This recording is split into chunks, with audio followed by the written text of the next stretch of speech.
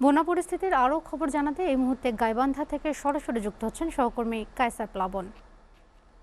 প্লাবন, গাইবান্ধার বন্যা দুর্গত এলাকার সার্বিক পরিস্থিতি কেমন দেখছেন, আমাদের জানাবেন।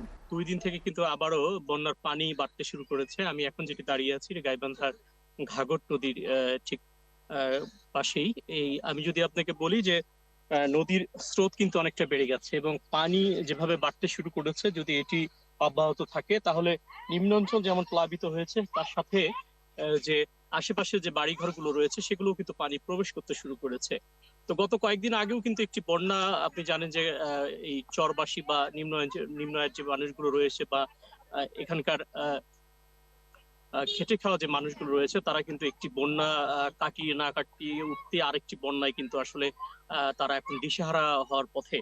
তো সবচেয়ে বেশি যেটি ক্ষতি হয়েছে সেটি হলো যে মাছের ঘের যেগুলো ছিল সেগুলো ইতিমধ্যে পানি ঢুকে সেগুলো কিন্তু ক্ষতির সম্মুখীন হচ্ছে। পাশাপাশি এখানে বিশুদ্ধ পানির একটি সংকট আমরা লক্ষ্য করছি।